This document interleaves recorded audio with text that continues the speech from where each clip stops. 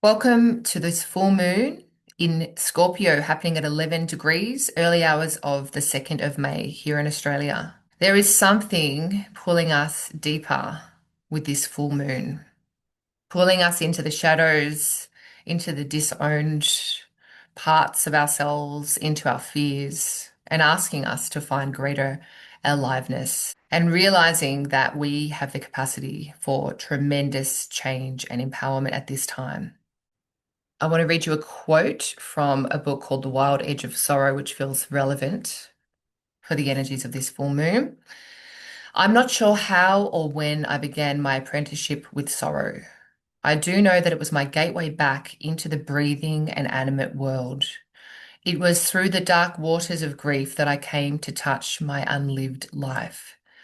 There is some strange intimacy between grief and aliveness, some sacred exchange between what seems unbearable and what is most exquisitely alive. Through this, I've come to have a lasting faith in grief. This full moon is asking for radical honesty with yourself, to sit in the shadows and to feel what is heavy. It is under the rulership of Mars, who is strong in its own sign. So you might feel compelled to do something out in the world. And while this is not wrong, this energy in the full moon is inward work.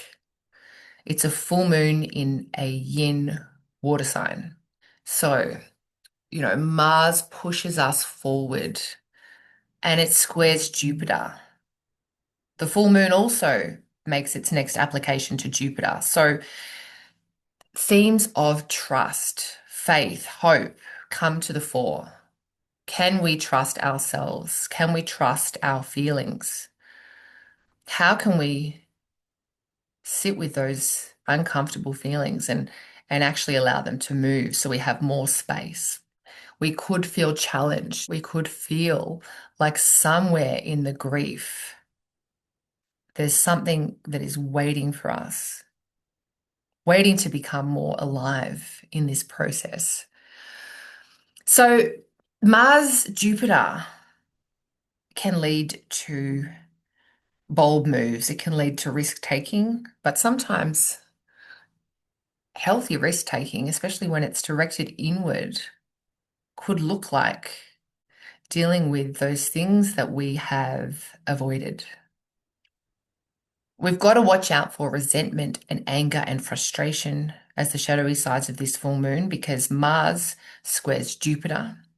We've got to watch out for just domineering energy, pushing through energy, because these sensitive, sore parts of ourselves that could come up, they don't do well with a tough prod. They do well with presence and with safety.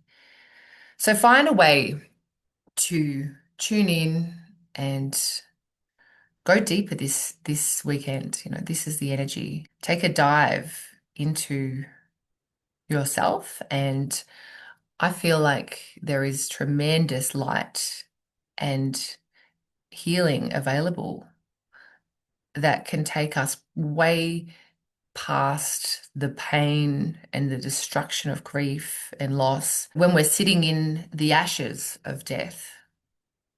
And there's so many situations in life that can feel that way. But that's why Scorpio is also a sign of transformation.